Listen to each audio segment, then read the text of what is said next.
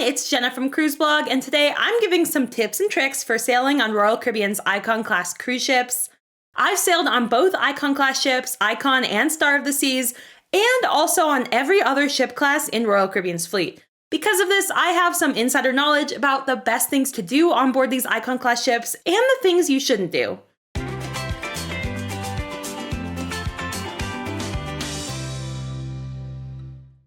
Sailing on an Icon Class cruise ship is far from an ordinary cruise experience.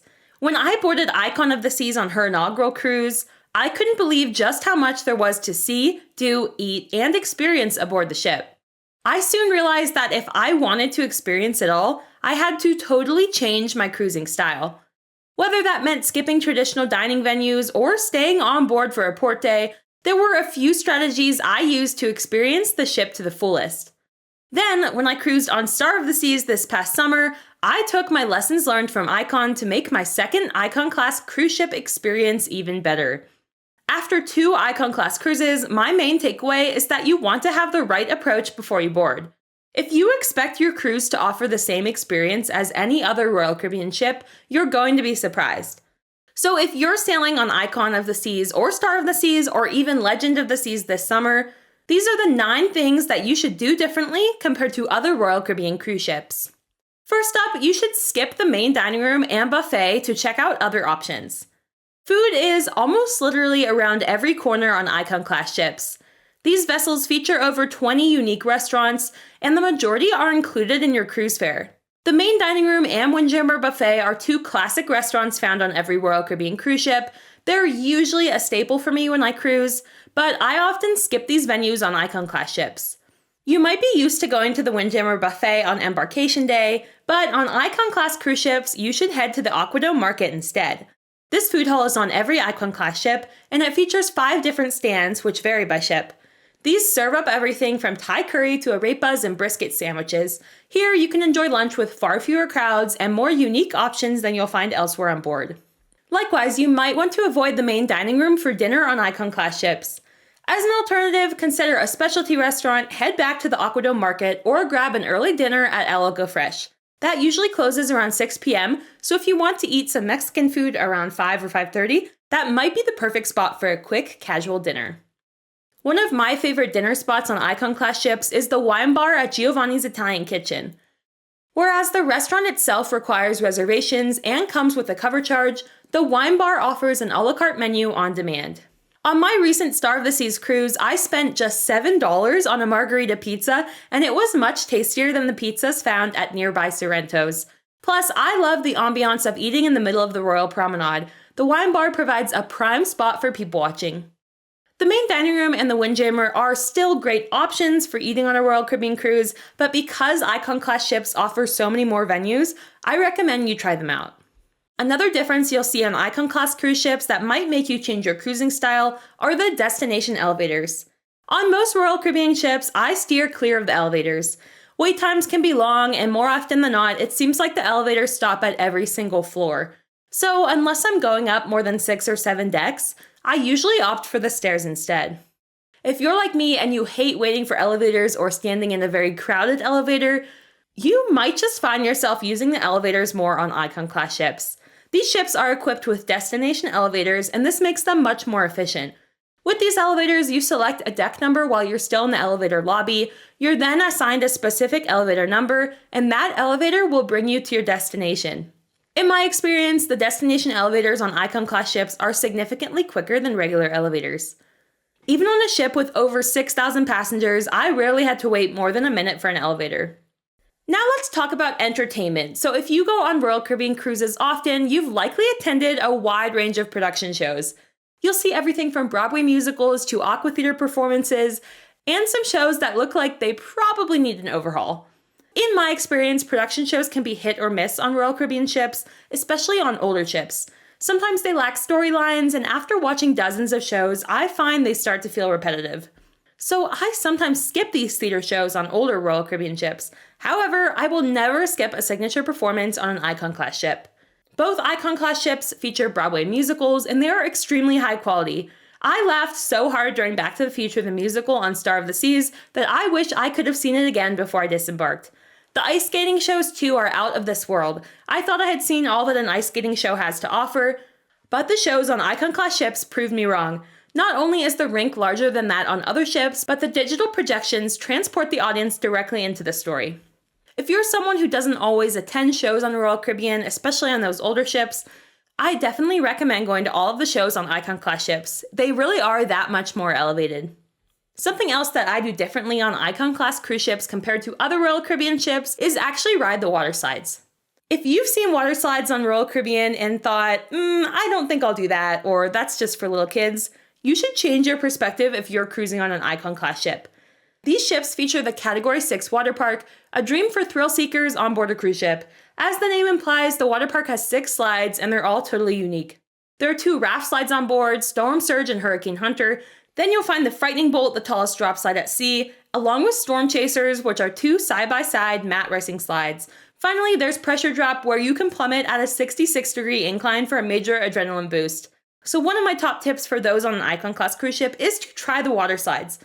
Although many other Royal Caribbean ships feature water slides, these will be much more exhilarating than the slides on other ships. Next up is a little bit of a controversial take, but another tip for sailing on Icon-class ships is to skip a port day and stay on board. I am a destination-focused cruiser through and through. I always search for itineraries that take me to unique ports around the world, whether a remote island in Vanuatu or a small town in Alaska. But on Icon-class cruise ships, I treat my cruise ship as the destination itself, rather than the places I visit. First of all, Icon-class cruise ships don't visit off-the-beaten-track cruise ports. Due to their size, the ships are somewhat restricted in port options. They typically visit common ports like Nassau, Perfect Day at Coco Cay, Cozumel, and St. Thomas. You can visit these ports on dozens of other cruise ships, but you won't always be sailing on a ship as big and exciting as an Icon-class ship. So depending on your travel style, I would recommend skipping a port day to enjoy all of the amenities on board instead. Plus, there will be far fewer guests on board on a port day. Another top tip for sailing on Icon-class cruise ships is to watch the sunset from a pool. There is nothing quite like a sunset at sea, and something that I always do differently on Icon-class cruise ships is watch the sunset from one of the many pools on board. When you're on a cruise, it's common to leave the pool deck in the late afternoon and get ready for dinner.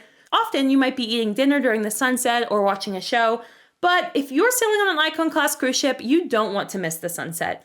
These ships were designed with views facing the water from basically everywhere on board. And there are 7 swimming pools on the top decks. For sunset though, none compare to the pool found at the Hideaway, the adults-only neighborhood on Icon-class ships. This neighborhood features an infinity pool right at the ship's aft, providing absolutely stellar views of the ocean. Whenever the sun sets along the aft of the ship, I make sure to put on a swimsuit and watch the scenery from the Hideaway pool. It is truly a sight to see. Another tip is to skip classic Royal Caribbean bars for newer venues. As soon as you board your Icon-class cruise, you will find that it is almost unfathomable how Royal Caribbean could pack these cruise ships with so many things to do. Not only will you find Royal Caribbean favorites like the Schooner Bar, Boleros, and the English-style pub, but you'll also find a variety of new concepts for the cruise line. Because of this, I recommend skipping some of the classic venues in favor of Icon-specific bars and lounges. For example, consider skipping live music at the pub in favor of the jazz band at Lou's Jazz and Blues. Or instead of listening to live piano music at the Schooner Bar, listen to the live piano show at Dueling Pianos. There's nothing wrong with the classic Royal Caribbean entertainment venues, but I love how many more choices are available on Icon-class ships. Another tip for sailing on an Icon-class cruise ship is to enjoy your morning coffee with a view. One thing I especially like about Icon-class ships is having access to ocean views. Enjoying a cup of coffee on a sea day is extremely relaxing, but I think it's brought to the next level on Icon-class ships. Whenever I'm sailing on these vessels, I always start my morning with an iced coffee. There are several spots to grab specialty coffees on Icon-class ships, including Starbucks, Pearl Cafe, and the Ryan Bean. Regardless of where I grab my coffee, I make sure to enjoy my coffee with an ocean view. If you want a great view with your morning coffee on these ships, consider going to Pearl Cafe, which has these massive 5-deck high windows. The views are truly amazing from this cafe. Or if you get one from Starbucks, leave the Royal Promenade and head outside to the promenade deck. There's this really nice seating area. And lastly, if you want to grab your morning cup of joe from Ryan Bean, it's hard to beat the spectacular views from the Aquadome. When I cruise on other ships, I miss having these sweeping ocean views in every direction, so be sure to take advantage of all the ocean views on board, day and night. And lastly, another tip for Icon Class cruise ships is to end your evenings with freshly made crepes. I might start my mornings with a coffee on Icon Class ships, but I will always end the day with a crepe. One benefit of cruising on the Icon Class is the selection of late night food options. On most Royal Caribbean ships, food after 9 p.m. is limited to pizza from Sorrento's or small snacks from Café Promenade. Fortunately, Icon Class ships have a lot more options. The Aquadome Market is open until midnight, which means passengers can choose between savory bites like empanadas or sweet treats like a scrumptious, freshly filled crepe. Crème de la Crêpe features 4 crepes on their menu, but you can also customize your order to your liking. For research purposes, I've tested all 4 crepes, but my favorite is the hazelnut and bananas option. The gooey, chewy crepe dough mixed with sweet hazelnut sauce and perfectly ripe bananas is unbeatable. So if you have a sweet tooth, don't forget to check out the crepe stand. It's open almost all day, and that is the best way to end any evening on board. Well, these are some of my top tips for sailing on Royal Caribbean's Icon Class cruise ships. Obviously, other cruise tips still apply here, such as booking early, finding the right cabin for you, flying to your cruise departure port the night before your cruise begins, and booking shore excursions in advance. These are just some smaller pieces of advice that I've come to learn myself on my 2 Icon Class cruises, and I hope that they make your Icon Class cruise even better. Have you sailed on Icon of the Seas or Star of the Seas? And will you be sailing on Legend of the Seas when it debuts this summer? Let me know in the comments below. I'll be sailing on Legend of the Seas, and I can't wait to experience an Icon Class ship in Europe. While you're at it, be sure to like this video, subscribe to Cruise Blog, and turn on those bell notifications so you're notified every time we post a new video. Until next time, happy cruising!